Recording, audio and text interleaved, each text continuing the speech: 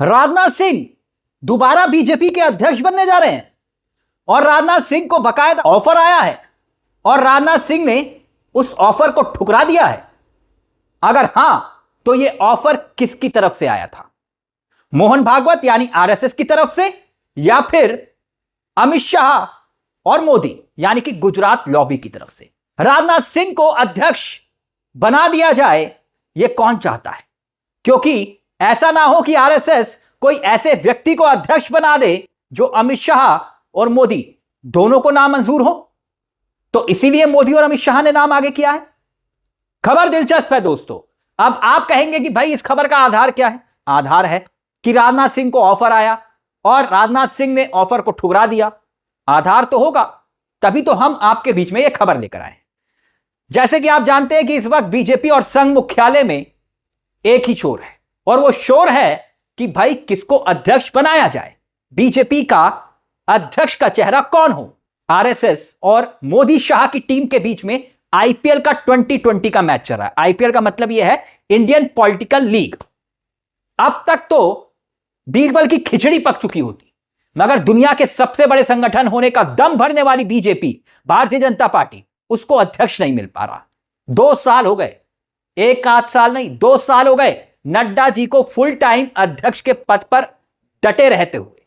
और ऊपर से गजब बात यह, एक व्यक्ति एक पद का सिद्धांत और दुहाई देने वाली बीजेपी के इतिहास में कभी ऐसा नहीं हुआ दोस्तों कि कोई अध्यक्ष लगातार 2 साल से एक्सटेंशन पा रहा हो। मगर नड्डा जी ये सुख भोग रहे हैं। मगर एक बड़ी खबर निकलकर यह आई है और यह खबर ऐसे सूत्रों के हवाले से आई है जिसे पत्रकारिता के जगत में विश्वसनीय खबर देने वाले चेहरों के तौर पर माना जाता है। आप और हम जानते हैं, और यह चेहरा है स्वाति चतुर्वेदी का। स्वाति चतुर्वेदी एक वरिष्ठ पत्रकार है और पॉलिटिकल खबरों को वो कवर करती हैं। इन्होंने बीजेपी आरएसएस के अंदर की खबर को निकाला है, जो चल रहा है बीजेपी में अध्यक्ष पद को लेकर, उस खबर को निकाला और बहुत दिलचस्प खबर इन्होंने शेयर की है। अब वो ये है कि राजनाथ सिंह जो बीजेपी के अध्यक्ष पद का, उनको राजनाथ सिंह को ऑफर मिला है, लेकिन राजनाथ सिंह ने यह ऑफर ठुकरा दिया है। देखिए स्वाति क्या लिख रही हैं, वो आपकी स्क्रीन पर है।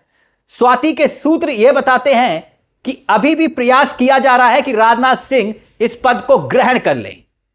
कैसे भी करके उनको मनाने की कोशिश की जा रही है, लेकिन राजनाथ सिंह मानने को तैयार नहीं है।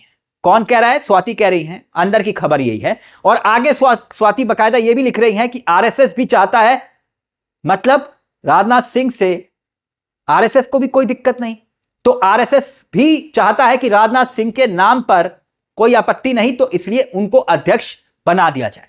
और मोदी जी भी चाहते हैं, क्योंकि मोदी जी भी जानते हैं कि राजनाथ सिंह जो है एक ऐसी शख्सियत है, एक ऐसे चेहरे हैं जिनसे उनको उनकी कुर्सी को कोई खतरा नहीं होगा। तो राजनाथ सिंह के नाम पर आरएसएस भी सहमत है और मोदी जी और अमित शाह भी सहमत है, लेकिन कोई एक शख्स सहमत नहीं है, और वो कोई और नहीं बल्कि खुद राजनाथ सिंह है।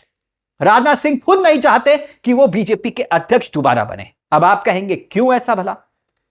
वैसे जो नहीं जानते उनको यह भी बता दे, और जो जानते हैं उनको याद दिला दे कि राजनाथ सिंह बीजेपी के अध्यक्ष पहले भी रह चुके हैं, भारतीय जनता पार्टी के।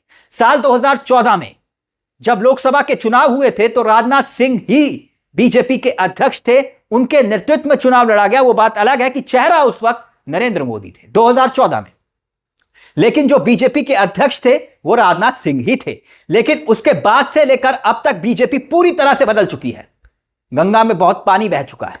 राजनाथ सिंह कभी अटल आडवाणी दोनों की आंखों के तारे थे, और 2014 के बाद बहुत कुछ बदल गया। अब राजनाथ सिंह उस रंग में नहीं दिखाई देते जो 2014 से पहले थे।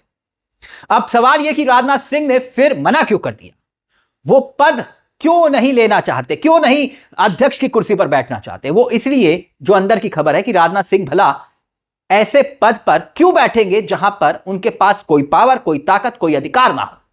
एक तरफ मोदी और अमित शाह की जोड़ी होगी और दूसरी तरफ आरएसएस का आदेश। वो देश के सबसे बड़े पोर्टफोलियो में से एक रक्षा मंत्रालय पर विराजमान है, उनके पास है, राजनाथ सिंह के पास। ऐसे में वो क्यों चाहेंगे कि बीजेपी का अध्यक्ष बेवजह सर पर अपने चोट मार ले? कोई पावर, कोई अधिकार नहीं, क्योंकि वो जानते हैं अध्यक्ष बनने का मतलब वो किसी एक राज्य में अपनी मर्जी से प्रदेश अध्यक्ष नहीं चुन पाएंगे। किसी भी राज्य में चुनाव होता है दोस्तों, उदाहरण के तौर पर वहां सहयोगी दलों के साथ मीटिंग करने के लिए बीजेपी का अध्यक्ष भारतीय जनता पार्टी का अध्यक्ष नहीं जाता, उससे पहले अमित शाह पहुंच जाते हैं। यानी राजनाथ भी जानते हैं आरएसएस और बीजेपी में जो युद्ध चल रहा है उसमें वो फंस जाएंगे।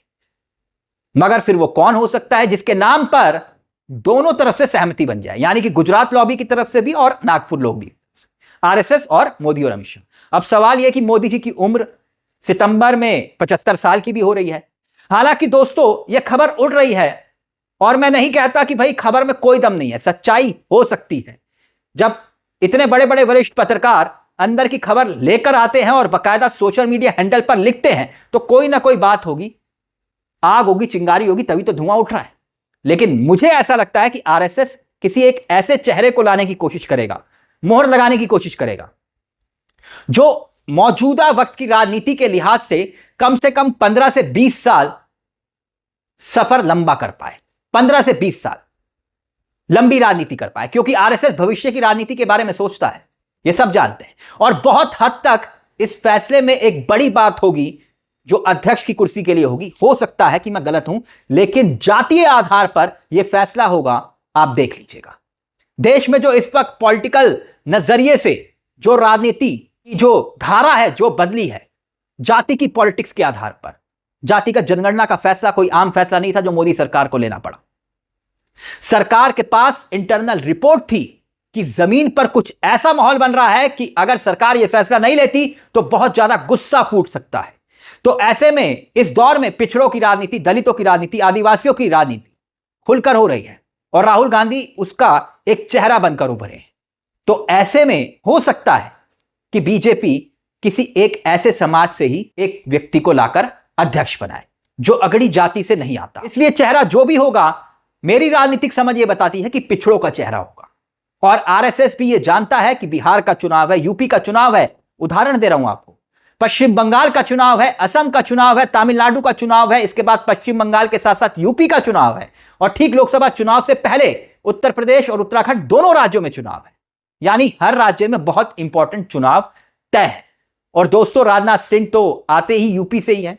हालांकि दोस्तों राजनीति में कुछ भी हो सकता है, कुछ भी हो सकता है, राजनीति संभावनाओं का खेल है, कुछ भी कह नहीं सकते। लेकिन हां, यह तो सच है कि अगर राजनाथ सिंह के पास ऐसा कोई ऑफर आया होगा तो उन्होंने स्वीकार नहीं किया होगा, यह भी तय है। तो अब कौन जीतेगा ये आईपीएल का मैच? आईपीएल मतलब फिर से कह रहा हूं, इंडियन पॉलिटिकल लीग, जो आरएसएस और भारतीय जनता पार्टी यानी कि मोदी और अमित शाह के बीच चल रहा है। कौन जीतेगा आपकी नजर में? आप बताइए कि ये वाला आईपीएल का मैच कौन जीतेगा?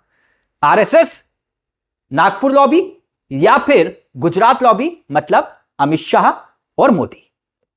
इस मुद्दे को लेकर अपनी राय जरूर रखिएगा। और चलते चलते एक दरख्वास्त, हमारे इस चैनल को सब्सक्राइब करना मत भूलिएगा, क्योंकि यहां हम सिर्फ खबर नहीं दिखाते बल्कि खबर के पीछे की खबर बताते हैं। और वैसे भी यह मंच, एक बात बिल्कुल साफ, यहां कलम गुलाम नहीं है।